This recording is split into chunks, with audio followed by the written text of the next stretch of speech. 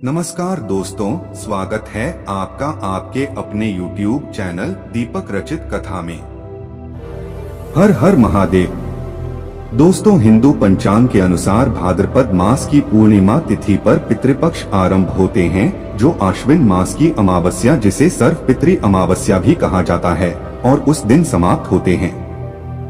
इस बार पितृपक्ष 29 सितंबर से आरंभ होकर 14 अक्टूबर को समाप्त होंगे। बच्चे बड़े सभी को पितृपक्ष में कुछ ऐसी सावधानियां हैं जो बरतनी चाहिए। दोस्तों, मान्यता है कि मृत्यु के देवता यमराज श्राद्ध पक्ष में पितरों को मुक्त कर देते हैं ताकि वे स्वजनों के यहाँ जाकर तपन ग्रहण कर सके। हमारे पितृ भाद्रपद पूर्णिमा पर पितृलोक से धरती पर आ जाते हैं और 16 दिनों तक श्राद्ध तर्पण पिंडदान ग्रहण करके सर्वपितृ अमावस्या की रात्रि को पितृलोक चले जाते हैं। दोस्तों, इसलिए यह 16 दिन पूर्ण रूप से पितरों को समर्पित होते हैं। इन 16 दिनों में पितरों की आत्मा की शांति के लिए पिंडदान श्राद्ध तर्पण हम किए जाते हैं। पितरों के लिए श्रद्धा से कुछ समर्पित करना ही श्राद्ध कहलाता है। यह 16 दिन पितरों को प्रसन्न कर पितरों की कृपा प्राप्त करने के लिए बहुत ही खास माने जाते हैं। दोस्तों, जैसा कि आप सभी जानते हैं कि पितृपक्ष के दौरान कोई भी शुभ और मांगलिक कार्य नहीं किए जाते हैं। शास्त्रों में पितृपक्ष के कई नियम बताए गए हैं। अगर उन नियमों का पालन न किया जाए तो इससे पितृदोष लगता है, पितृदेव नाराज हो जाते हैं। पितृपक्ष के दौरान शुभ और मांगलिक कार्य करने के साथ ही कुछ ऐसी चीजें होती हैं जिनका सेवन पितृपक्ष के दौरान भूलकर भी नहीं करना चाहिए। पितृपक्ष पितरों को समर्पित होते हैं, इसीलिए इस दौरान भोजन का विशेष महत्व होता है। इस दौरान पितरों के लिए भोजन निकाला जाता है, ब्राह्मण भोज कराया जाता है और पंच बलि भी दी जाती है। लेकिन शास्त्रों में कुछ ऐसी चीजों के बारे में बताया गया है जिन्हें पितृपक्ष के दौरान कर भी नहीं खाना चाहिए। कुछ ऐसी चीजें हैं जिनका ना तो पितृपक्ष के दौरान सेवन करना चाहिए और ना ही पितरों को या ब्राह्मणों को इन चीजों का भोग लगाना चाहिए। दोस्तों, ऐसे में हम जानते हैं कौन सी ऐसी चीजें हैं जिनका पितृपक्ष के दौरान भूलकर भी सेवन नहीं करना चाहिए। कौन सी ऐसी चीजें हैं जिनको पितृपक्ष के दौरान पितरों को या ब्राह्मणों के भोजन में भूलकर भी शामिल नहीं करना चाहिए, वरना दोष लगता है। आगे बढ़ने से पहले अभी तक आपने हमारे चैनल को सब्सक्राइब नहीं किया है तो इस चैनल को सब्सक्राइब करके बेल आइकन जरूर दबाइएगा। सच्चे दिल से कमेंट बॉक्स में लिखें ओम नमः शिवाय। दोस्तों, बड़े बुजुर्गों द्वारा, ब्राह्मणों द्वारा आपने अधिकतर यही सुना होगा कि पितृपक्ष के दौरान वही भोजन बनाएं, वही भोजन का पितरों को या ब्राह्मणों को भोग लगाएं जो पितरों को पसंद था, तभी पितरों की आत्मा को शांति मिलती है। लेकिन यहाँ पर हम कुछ ऐसी गलतियाँ कर देते हैं। अधिकतर घरों में अधिकतर लोगों के पूर्वजों को लहसुन प्याज पसंद होता है, तो जब वे भोजन बनाते हैं तो उसमें प्याज और लहसुन डालते हैं और पूर्वजों के पसंद के हिसाब से भोजन बनाकर ब्राह्मणों को भोजन करा देते हैं। या फिर जिनके पितरों को नॉन वेज पसंद होता है तो भी नॉन वेज लेकर किसी जरूरतमंद व्यक्ति को पितरों के नाम से दान कर देते हैं, जिससे उन्हें पितरों का आशीर्वाद प्राप्त हो। दोस्तों, अगर आप भी ऐसा करते हैं तो भूलकर भी ऐसी गलती आगे से न करें। शास्त्रों के अनुसार पितृपक्ष के दौरान प्याज, लहसुन, मीट और अंडे का सेवन भूलकर भी नहीं करना चाहिए और पितरों के भोजन में भी इन चीजों का इस्तेमाल भूलकर भी नहीं करना चाहिए। शास्त्रों के अनुसार भगवान विष्णु और माँ लक्ष्मी जी को पितृदेव कहा गया है। पितरों का भोजन, श्राद्ध तर्पण, पिंडदान सबसे पहले भगवान विष्णु और माँ लक्ष्मी जी ही स्वीकार करती है, उसके पश्चात यह पितरों को मिलता है। और भगवान विष्णु और माँ लक्ष्मी जी के पूजन में प्याज, लहसुन, मीट, अंडे का इस्तेमाल करना वर्जित बताया गया है। अगर आप पितरों के भोजन में मीट, अंडा, प्याज, लहसुन इन चीजों का इस्तेमाल करते हैं तो भगवान विष्णु और माँ लक्ष्मी जी उसे स्वीकार नहीं करेंगी, और जब भी पितृदेव स्वीकार नहीं करेंगे तो हमारे पितृ भी उस भोजन को स्वीकार नहीं करेंगे। इसीलिए इस बात का हमेशा ध्यान रखें। दोस्तों, श्राद्ध पक्ष के दौरान पितरों के निमित्त जो भोजन बनाएं या ब्राह्मणों को भोजन कराने के लिए भी जो भोजन बनाएं बिना प्याज, लहसुन और मीट, अंडे का बनाएं, और ना ही पितरी के नाम का ऐसा भोजन आप किसी जरूरतमंद व्यक्ति को दान दें। श्राद्ध पक्ष के दौरान पितरों को जो भोजन बनाएं वह बिना प्याज और बिना लहसुन तथा मीट अंडे का होना चाहिए। यह सभी सामग्री शुद्ध भोजन में नहीं डालना चाहिए, घोर पाप लगता है, पितृदेव क्रोधित हो जाते हैं। दोस्तों ध्यान रखें, पितृपक्ष के दौरान आप भी प्याज व लहसुन और मीट अंडे का इस्तेमाल भूलकर भी न करें। शराब आदि का सेवन भी न करें। पितृपक्ष के दौरान बासी भोजन न करें। इन 16 दिनों में बासी भोजन शैतान को प्राप्त होता है। पितृपक्ष के दौरान ना ही बासी भोजन करना चाहिए और ना ही किसी को रहना चाहिए। कोई जरूरतमंद व्यक्ति अगर आपके दौरे पर आए तो उसे भी आप बासी भोजन न दे। शास्त्रों में बताया गया है कि पितृपक्ष के दौरान पितृ किसी भी रूप में द्वार पर आ जाते हैं और अगर ऐसे में आप पितरों को बासी भोजन दे देंगे तो इससे आपको पितृदोष लगेगा। इसीलिए इस बात का विशेष ध्यान रखें, न तो आप बासी भोजन करें और न ही किसी को दे दो। तो पितृपक्ष के दौरान अपने खुद के लिए वस्त्र नहीं खरीदना चाहिए। इन 16 दिनों में आप वस्त्रों का दान कर सकते हैं पर अपने लिए कभी वस्त्र न खरीदे। इस दिन नए वस्त्र खरीदना अशुभ माना जाता है। पितृपक्ष के दौरान पति पत्नी को दूरी बनाकर रहना चाहिए क्योंकि इस दौरान हमारे पितृदेव हमारे घर के अंदर ही हमारे आसपास मौजूद रहते हैं और अगर आप ऐसा करेंगे तो हमारे पितर नाराज होकर चले जाएंगे। पितृपक्ष के दौरान घर में रोना नहीं चाहिए, इससे भी पितृदोष लगता है।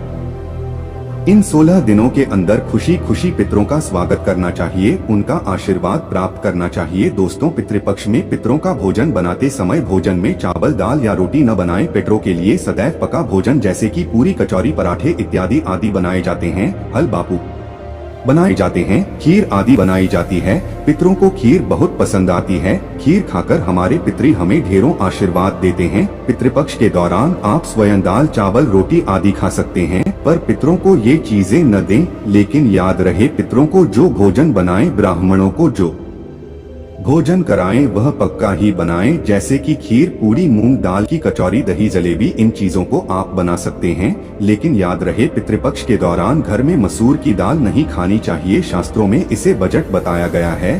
दोस्तों मसूर की दाल के अलावा पितृपक्ष के दौरान नमक काले जीरे का सेवन भी नहीं करना चाहिए और न ही ब्राह्मण भोजन में इन चीजों को शामिल करना चाहिए। पितृपक्ष के दौरान मूली लौकी खीरा और सरसों का साग न तो खाया जाता है और न ही खिलाया जाता है। श्राद्ध पक्ष में इन चीजों को खाना और खिलाना दोनों ही वर्जित होता है। श्राद्ध पक्ष के दौरान पितरों के भोजन में नींबू नहीं डाला जाता। आप स्वयं नींबू का सेवन कर सकते हैं लेकिन पितरों के भोजन में ब्राह्मण भोजन में नींबू न डाले। पितृपक्ष के दौरान कई तांत्रिक क्रियाएं भी की जाती है, इसीलिए इस दौरान दूध दही या फिर सफेद खाद्य पदार्थ जैसे कि सफेद रंग की मिठाइयाँ बर्फी आदि का सेवन नहीं करना चाहिए। लेकिन हाँ, ये चीजें आप अपने घर में ही बनाकर खा सकते हैं। इस तौर पर वह गाय जिसने हाल ही में बच्चे को जन्म दिया हो, ऐसी गाय के दूध का सेवन भूल कभी न करें। पितृपक्ष के दौरान खीर अवश्य ही बनाई जाती है और खीर का पितरों को ब्राह्मणों को भोग लगाया जाता है। इसीलिए आप पितृपक्ष के दौरान दूध से ही खीर बनाकर उसका भोग लगाकर प्रसाद के रूप में उसे ग्रहण कर सकते हैं। लेकिन थाली दूध का सेवन न करें, यानी सीधे दूध का सेवन न कर। अरे पितृपक्ष के दौरान कड़ी बनाना और खाना भी वर्जित होता है, इस बात का विशेष ध्यान रखें। पितृपक्ष के दौरान कुलथे की दाल का भी सेवन न करें। दोष तो ध्यान रखें, पितृपक्ष के दौरान आप पितरों के लिए जो भी भोजन बनाएं उस भोजन में आप तेल अवश्य ही डालें। पितृपक्ष में जो पितरों का भोजन बनाएं, ब्राह्मणों को भोजन कराएं या पंच बलि लगाएं या किसी जरूरतमंद व्यक्ति को पितरों के नाम से भोजन दे, उस भोजन में थोड़े से काले तिल अवश्य ही डाली। शास्त्रों के अनुसार जिस भोजन में काले तिल होते हैं वह भोजन पितरों ग्रहण करते हैं, लेकिन जिस भोजन में तेल नहीं होते हैं उसे भूत पिशाच घृणा करते हैं। इसीलिए इस बात का विशेष ध्यान रखें दोस्त, और पितरों के भोजन में काले तिल डालकर ही आप पितरों को भोग लगाएं। काले तिल भूत पिशाचों से श्राद्ध के भोजन की रक्षा करते हैं, इसीलिए इस बात का विशेष ध्यान रखें। पितृपक्ष के दौरान गलती से भी अपने पड़ोसियों का भोजन भी कभी नहीं खाना चाहिए। पितृपक्ष के दौरान उधार लिया गया पैसा अशुभ माना जाता है, इससे उल्टा कर्ज का बोझ और बढ़ जाता है। पितृ नाराज हो जाएं, आप थोड़े से ही प्रयासों से पितरों को प्रसन्न कर है। हिंदू धर्म में मृत्यु के बाद श्राद्ध करना बेहद जरूरी माना जाता है। मान्यता है कि अगर अपने पूर्वजों का तिथि पूर्ण श्राद्ध और तर्पण नहीं किया जाए तो उन्हें इस लोक से मुक्ति नहीं मिलती और वे संसार में ही भटकते रहते हैं। दोस्तों, ब्रह्मवैवर्त पुराण के अनुसार देवताओं को प्रसन्न करने से पहले मनुष्य को अपने पितरों यानी कि पूर्वजों को प्रसन्न करना चाहिए। पितृदोष सबसे जटिल कुंडली दोषियों में से एक है। पितरों की शांति के लिए हर वर्ष भाद्रपद मास की शुक्ल पूर्णिमा से आश्विन मास की अमावस्या तक पितृपक्ष श्राद्ध होते हैं। इस दौरान कुछ समय के लिए यमराज पितरों को आजाद कर देते हैं ताकि वे अपने परिजनों से श्राद्ध ग्रहण कर सकी। माना जाता है कि जिस घर के पितर अपने परिवार के लोगों से खुश रहते हैं उस घर के लोगों को देवी देवताओं का भी आशीर्वाद प्राप्त होता है। दोस्तों, शास्त्रों के अनुसार जिन लोगों के पवित्र उनसे प्रसन्न नहीं होते हैं तो उन्हें पितृदोष का सिरा मिलता है। माना जाता है कि जिस घर में पितृदोष का श्राप लगता है तो वह परिवार कभी भी सुखी नहीं रहता और न ही वे जीवन में कभी सफलता प्राप्त कर पाते हैं। दोस्तों, आज के इस वीडियो में हम आपको पितृपक्ष में किए जाने वाला एक बहुत ही आसान और असरकारक उपाय बताने वाले हैं। इस उपाय को करने से महालक्ष्मी और भगवान विष्णु की असीम कृपा प्राप्त होती है, बिगड़े काम बनने लगते हैं, साथ ही साथ पितरों का भी आशीर्वाद मिलता है। पितरों के आशीर्वाद से घर में सुख समृद्धि चली आती है, खुशहाली और शांति बनी रहती है। इसके साथ ही परिवार के सभी सदस्यों को हर क्षेत्र में सफलता प्राप्त होती है और जीवन के सभी कष्टों और दोषों से मुक्ति मिलती है। दोस्तों, इस उपाय को सही प्रकार से करने के लिए इस वीडियो को अंत तक जरूर देखें। को सब्सक्राइब नहीं किया है तो इस चैनल को सब्सक्राइब करके बेल आइकन जरूर दबाइएगा। दोस्तों, वैसे तो यह उपाय पितृपक्ष में रोजाना करनी चाहिए क्योंकि यह 16 दिन पितरों को समर्पित होते हैं, लेकिन अगर रोजाना न कर सके तो पितृपक्ष की पूर्णिमा, पितृपक्ष की अमावस्या और पितृपक्ष की एकादशी के साथ ही आपके पितरों की जो मृत्यु तिथि है उस दिन आप इस उपाय को अवश्य ही करें और पितृपक्ष की बच्चा पर भी अवश्य ही करें। ये उपाय आपको संध्या काल या रात्रि के समय करना है। इस उपाय को सुबह या दोपहर के समय न करें। उपाय तो करने के लिए आप अच्छे से मुंह हाथ पैर धोकर साफ हो जाएं और स्वच्छ वस्त्र धारण करें। इसके बाद एक दिया तैयार करें। दिया में एक रुई की बाती लगाएं और शुद्ध घी भरी, शुद्ध घी अगर न हो तो इस दिए में आप सरसों का तेल भरने और एसडीएम में आप थोड़े से काले तिल अवश्य डालें। इस उपाय को करने के लिए आप मिट्टी का, पीतल का या आटे का कैसा भी दिया ले सकते हैं। अगर आप आटे का दिया ले रहे हैं तो ध्यान रहे आटा साफ होना चाहिए, आटे में नमक भी नहीं होना चाहिए। बियर बनाने के बाद अब आप अपने घर के दक्षिण कोरिया को साफ करें। अगर आपके घर के दक्षिण कोने में स्टोर रूम है या बाथरूम वगैरह बना है या खाली स्थान नहीं है तो आप अपने रसोई घर के सबसे दक्षिणी कोने को साफ करें। अगर रसोई घर में भी ऐसा साफ स्थान नहीं है तो आप अपने किसी भी कमरे के दक्षिणी कोने को साफ करके वहां पर दिए को रखें। अगर किसी कमरे में भी ऐसी जगह नहीं है तो आप अपने मंदिर के पास साहब स्थान पर एसडीएम को रखें, लेकिन ध्यान रहे दिए को आपको ऐसे रखना है कि दिया की जो बात है यानी जो है वह दक्षिण दिशा की तरफ होना चाहिए, यानी कि दिए का मुख आपको दक्षिण दिशा की तरफ रखना है। और यह भी ध्यान रहे कि बियर को सीधे जमीन पर न रखें, दिए के नीचे कोई कपड़ा बिछा दें या कोई कटोरी प्लेट रख दें या फिर थोड़े से साबुत चावल रख दें, लेकिन सीधे जमीन पर दिया न रखें। दोस्तों, सीधे जमीन पर रखा हुआ दिया अपूर्ण माना जाता है। दिया जलाने के बाद सबसे पहले आप भगवान श्री गणेश को प्रणाम करें, फिर पितरों की आत्मा की शांति और मुक्ति की प्रार्थना करें। इसके बाद पितरों से पितृदोष से मुक्ति की प्रार्थना करें। इसके बाद भगवान विष्णु जी के महामंत्री ओम नमो भगवते वासुदेवाय का 11 बार जाप करें। मंत्र का जाप करने के पश्चात अब आप पितरों देव का इस मंत्र का 108 बार जाप करें।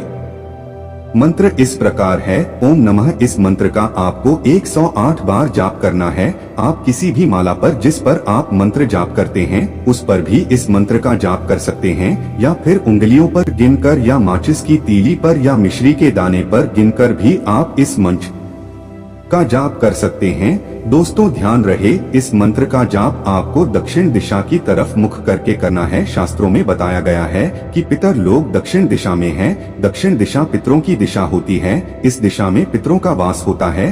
श्राद्ध पक्ष में दक्षिण दिशा में इस प्रकार दिया जलाने से और मंत्र का जाप करने से पितृदेव की असीम कृपा प्राप्त होती है और पितृदोष पितरों आशीर्वाद में बदल जाता है। मंत्र का जाप करने के बाद आप अपने पितरों और अपने पूर्वजों को प्रणाम करें और सभी कष्ट दुख दरिद्रता को दूर करने की प्रार्थना करें। दोस्तों, इस उपाय को करते समय कुछ बातों का विशेष ध्यान रखें। इस उपाय को करते समय स्वच्छता और पवित्रता का विशेष ध्यान रखें। महिलाएं मासिक धर्म के दौरान इस उपाय को न करें। इस उपाय को जरूरी नहीं है कि परिवार का एक ही सदस्य रोजाना करें, इसे परिवार में कोई भी कर सकता है और यह भी जरूरी नहीं है कि घर के पुरुष या लड़के ही इस उपाय को करें। इस उपाय को घर की बेटियां और हुए भी कर सकती है। दोस्तों, इसके साथ साथ इस बात का विशेष ध्यान रखें कि पितृपक्ष में आप किसी भी प्रकार की तामसिक चीजों का सेवन न करें। पितृपक्ष में प्याज, लहसुन, मीट, अंडा, तंबाकू, सिगरेट, शराब आदि का सेवन भूलकर भी न करें और यह दिया आप अपने घर पर ही जलाएं। अगर आप किसी और के घर पर गए हुए हैं तो किसी और के घर पर यह दिया अपने पितरों के नाम से न जलाएं। यह उपाय आपको अपने ही घर पर करना है। कोई वाहन या नया सामान न खरीदे, यहाँ तक कि अपने लिए नए कपड़े भी न खरीदे। आप कपड़ों का दान कर सकते हैं लेकिन अपने लिए कोई भी नया कपड़ा न खरीदे। दोस्तों, रोजाना की जरूरत के अलावा कोई भी नया सामान पितृ में नहीं खरीदना चाहिए। पितृपक्ष के दौरान नाखून नहीं काटने चाहिए, बाल नहीं काटना चाहिए, दाढ़ी मूछ भी नहीं बनाना चाहिए। पितृपक्ष में गायों, ब्राह्मणों और कुत्ते, चींटियां, बिल्लियां आदि को भोजन अवश्य कराना चाहिए। पितृपक्ष के दौरान कोई भी सौंदर्य प्रसाधनों की चीज लगाने से बचें। पितृपक्ष के दौरान लड़ाई झगड़े न करें, प्रेम से रही किसी की निंदा न करें, किसी की चुगली आदि न करें। दोस्तों, पितृपक्ष के दौरान इन सभी बातों का विशेष ध्यान रखें। अगर आपने दिया चावल पर रखकर जलाया है तो अगले ही दिन सुबह उठकर आप उन चावलों को पक्षियों को डाल दें। दोस्तों, आज के लिए बस इतना ही।